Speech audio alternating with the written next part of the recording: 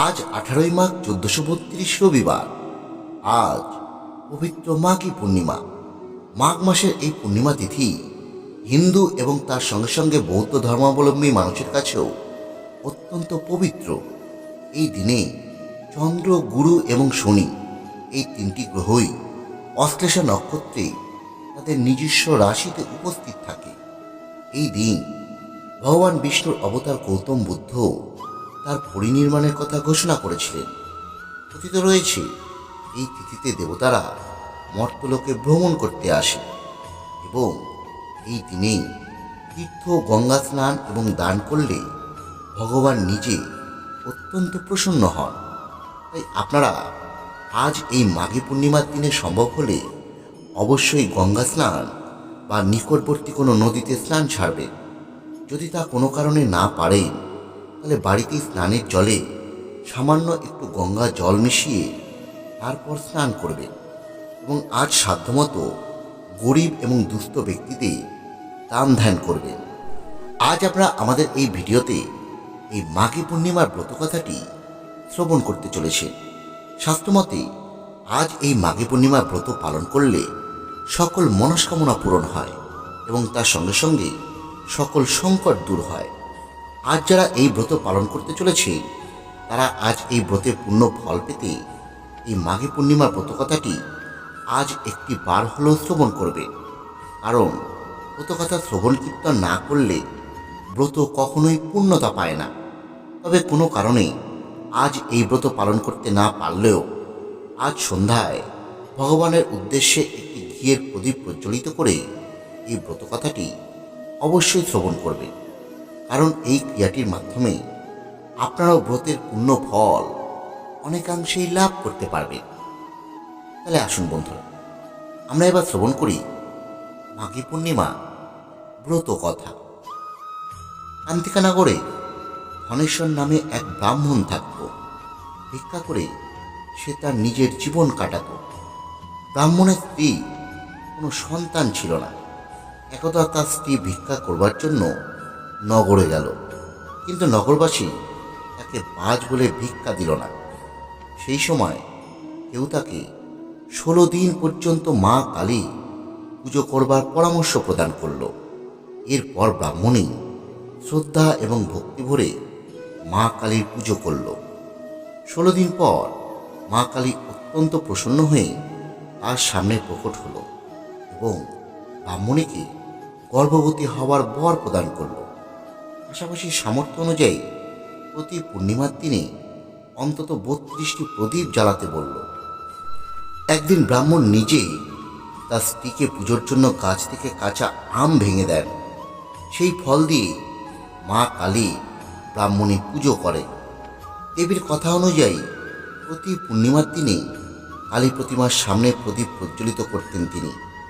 কালীর আশীর্বাদে তার বাড়িতে একটি সুন্দর ফুটফুটে পুত্র সন্তানের জন্ম হলো। পুত্রের নাম তিনি রাখলেন দেবদাস। দেবদাস বড় হলে নিজের মামার সঙ্গে কাশিতে পড়তে গেল। সেখানে ঠকিয়ে তার বিবাহ দেওয়া হলো। তবু দেবদাসে স্বল্পায়ু ছিল, তাই কিছুদিন পরই কাল তার প্রাণ হরণ করতে চলে আসলো। তবে ব্রাহ্মণ দম্পতি পূর্ণিমার ব্রত করেছিলেন।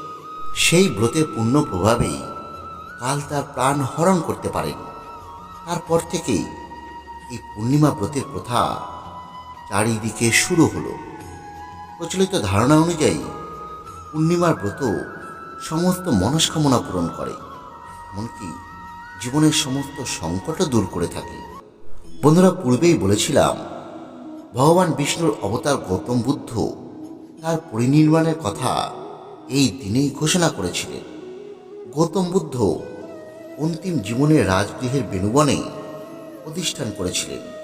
সে সময় তিনি ভীষণ রোগে আক্রান্ত হন।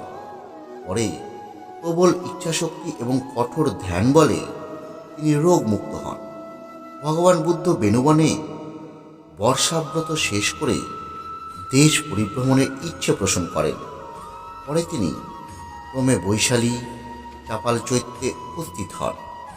তখন তার বয়স পূর্ণ হয় 80 বছরে। এ সময় তিনি চাপাল চৈত্যে ধ্যানস্থ হয়ে ভাবলেন তার পরিনির্মাণের সময় অতি সন্নিকটে। পরে তিনি ভাবলেন এখনও তার শিষ্য প্রশিষ্য ভিক্ষু ভিক্ষুকী এবং উপাসক এবং উপাসিকাগণ সুন্দর জীবনযাপনের যোগ্যতা অর্জন করেননি। এই অবস্থায় তিনি কি পরিনির্মাণ লাভ করতে পারেন? হে আনন্দ, এই বৈশালী অত্যন্ত মনোরম স্থান। এখানকার উদ্যান, চৈত্র, প্রাকৃতিক সৌন্দর্য অত্যন্ত মনোমুগ্ধকর। ভগবান ইচ্ছা করলে ঋষি বলে কল্পকাল অবস্থান করতে পারেন, কিন্তু কাল সর্বগ্রাসী। জীবন অনিত্য, সংস্কার অনিত্য, জন্ম হলে মৃত্যু অনিবার্য।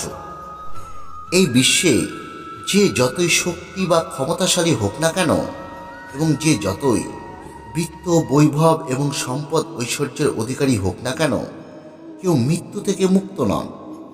ধ্যানী, জ্ঞানী, মুনি, ঋষি মৃত্যু সবাইকে স্পর্শ করে, সবাই মৃত্যুর অধীন। এই মহান সত্যটি বুদ্ধ জীবনেও অনিবার্য। ভগবান বুদ্ধ আনন্দকে আবার সম্বোধন করে বললেন, এ আনন্দ, অচিরেই তথাগত পরিনির্মাণ প্রাপ্ত হবে। এখন থেকে 3 মাস পর বৈশাখী পূর্ণিমা তিথিতেই আমি পরিনির্বাপিত হব। বুদ্ধের মহাপরিনির্মাণের ঘোষণা শুনে তার শিষ্য এবং তার প্রশিষ্যাগণ সবাই ব্যথিত হলেন এবং সবাই একসঙ্গে কাঁদতে লাগলেন। তখন বুদ্ধ তাদের উদ্দেশ্যে বললেন, উৎপত্তি এবং বিলয় জগতের নিয়ম। উৎপত্তি হয়ে নিরুদ্ধ হওয়া জাগতিক ধর্ম। এই মহাসত্যটি জীবন ও জগতে সব ক্ষেত্রেই প্রযোজ্য।